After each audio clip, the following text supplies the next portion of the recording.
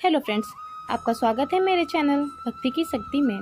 आज मैं आपके लिए बैसाख मास में जल दान की कथा लेकर आई हूँ। अगर आपको मेरी ये वीडियो अच्छी लगे तो कमेंट बॉक्स में विष्णु भगवान की जय अवश्य लिखें। और अगर आपने अभी तक मेरे चैनल को सब्सक्राइब नहीं किया है तो प्लीज़ सब्सक्राइब कर लें और बेल आइकन पर प्रेस कर दें ताकि मेरे नए आने वाली वीडियो की नोटिफिकेशन आपको मिलती रहे। हिंदू धर्म ग्रंथों में हर महीने का विशेष महत्व बताया गया है। हिंदू पंचांग के अनुसार दूसरा महीना वैशाख का होता है। यह महीना धार्मिक दृष्टिकोण से बहुत खास होता है क्योंकि इस महीने में कई प्रमुख त्यौहार जैसे अक्षय तृतीया, नरसिंह जयंती, गंगा सप्तमी आदि मनाए जाते हैं। इस महीने में भगवान विष्णु की पूजा विशेष रूप से की जाती है। भगवान विष्णु को प्रिय होने के कारण बैसाख के महीने को माधव मास भी कहते हैं। पद्म और विष्णु पुराण के अनुसार वैशाख महीने में की गई भगवान विष्णु की पूजा से कई गुना फल प्राप्त होता है। वैशाख मास में सूर्योदय से पहले स्नान करने और जल दान करने का भी विशेष महत्व है। यही कारण है कि इस महीने में लोगों को पानी पिलाने के लिए प्याऊ लगवाते हैं।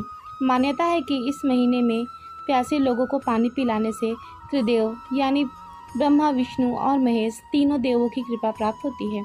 इस मास से जुड़ी एक कथा काफ़ी प्रचलित है जो मैं आज आपको सुनाने वाली हूँ। आइए कथा शुरू करते हैं। एक समय बंग देश में हेमकांत नाम के एक राजा थे। एक दिन वे शिकार खेलने वन में गए। शिकार करते करते वे सैनिकों से बिछड़ गए और भटकते भटकते थक गए। वन में उन्हें एक ऋषि दिखाई दिए। ऋषि उस समय समाधि में लीन थे, इसलिए उन्होंने राजा के प्रश्न का उत्तर नहीं दिया। क्रोधित होकर राजा ने जैसे ही उन पर वार करना चाहा, तभी ऋषि के कई शिष्य वहां आ गए और उन्होंने राजा को रोक दिया। राजा ने उनकी बात मान ली और शिष्यों से कहा कि मैं बहुत थक गया हूँ, तुम मेरे लिए भोजन आदि की व्यवस्था कर दो। शिष्यों ने कहा, हे राजन, हम गुरु की आज्ञा के बिना कुछ नहीं करते, इसलिए हम आपका आदेश नहीं मान सकते। शिष्यों के ऐसा करने पर राजा को बहुत क्रोध आ गया और वे धनुष उठा लिए। राजा के बाणों से कई शिष्य मारे गए। जैसे तैसे राजा भी अपने नगर में आ गए। जब उन्होंने यह बात अपने पिता को बताई तो उनके पिता ने उन्हें देश निकाला दे दिया।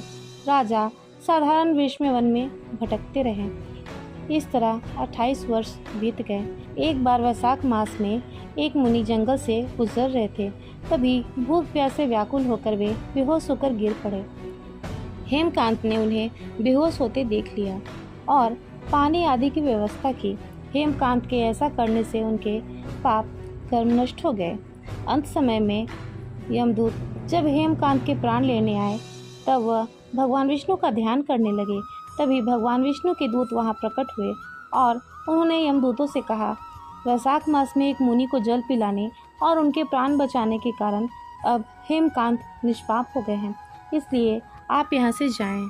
यही भगवान विष्णु का आदेश है। इसके बाद जैसे ही भगवान विष्णु के दूत हेमकांत को स्पर्श करते हैं तो वह पहले की तरह स्वस्थ और युवा हो जाते हैं। भगवान विष्णु के दूत ही हेमकांत को उनके महल लेकर गए और उनके पिता को पूरी बात बताई। भगवान विष्णु का प्रिय होने के कारण हेमकांत फिर से राजा बन गए और न्यायपूर्वक शासन करने लगे। जय हो भगवान विष्णु की। फिलहाल इस वीडियो में इतना ही। अगर आपको मेरी यह वीडियो अच्छी लगे तो मेरे वीडियो को लाइक करें और ज़्यादा से ज़्यादा शेयर करें और चैनल को सब्सक्राइब करना न भूलें। वीडियो में अंत तक बने रहने के लिए आपका धन्यवाद।